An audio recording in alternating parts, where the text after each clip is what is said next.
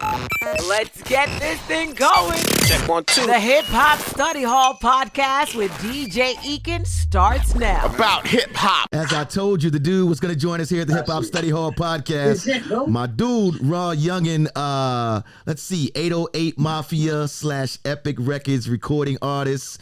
First things first, man. How you doing? I'm doing good, bro. How about you, bro? Not too bad.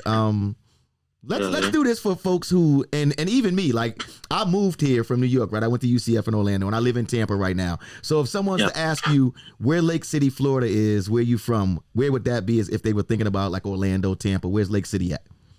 Lake City, like more like North Florida, like, you know what I'm saying? It's like right here next door to Duval. We like right next door to Duval, like 30 minutes from Jacksonville, 45. Okay. You know what I'm saying? So you can't miss us though. Like if you going through Georgia, you got to come through Lake City. If you going to Georgia from the south. Got you. So let's talk about the scene, man. I did a little reading on you, and it's some things I want to ask you. But let's first just talk about.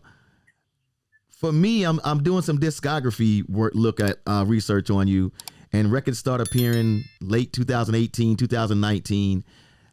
What made you decide that this hip hop thing was the move for you?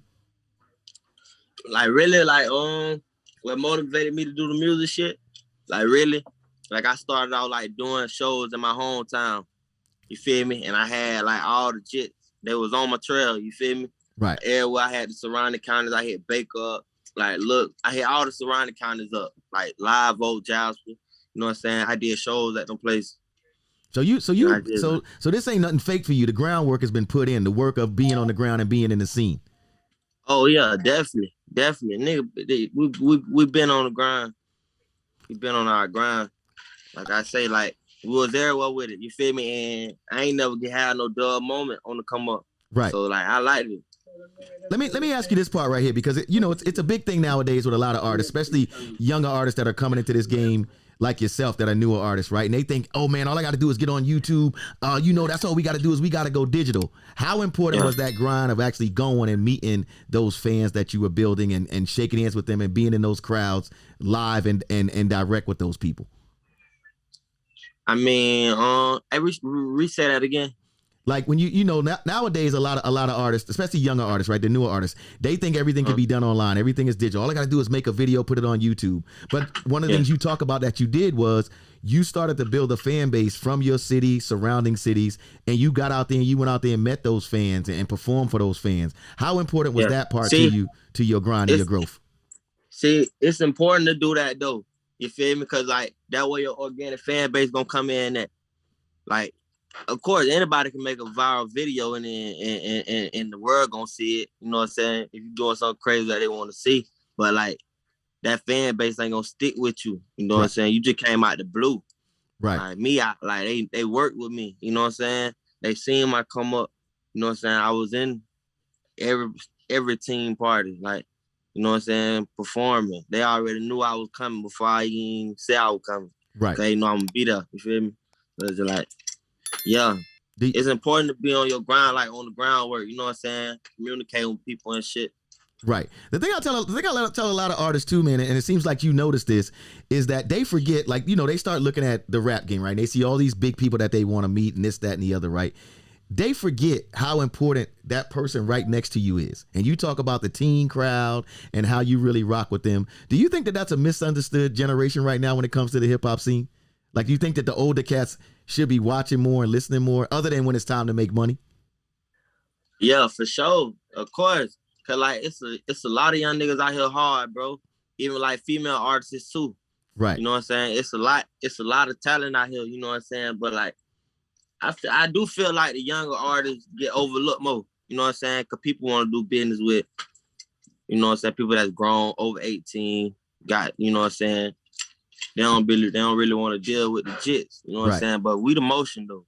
Yeah. They say hip hop is a young man's sport, man. Speaking of that record Jit, man, where did that come from? Like, did that come from what we talking about right now, where you feel like folks wasn't looking at, like someone of your age and understanding the amount of things that you can do if you put in the work?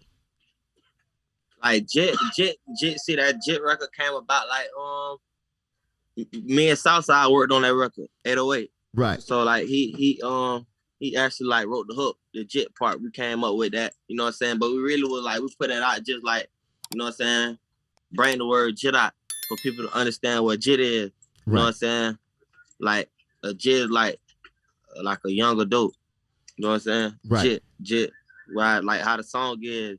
They say jit wild as fuck, jit really up. 20 jits riding in the truck. You know what I'm saying? They kids, but they still doing grown shit. Right. You feel me? Yeah. And working with Southside, man. How's that been? Because I mean, when you talk about 808 Mafia and you talk about the work that they've put in, and Southside himself, like even let's start with how did that relationship come about?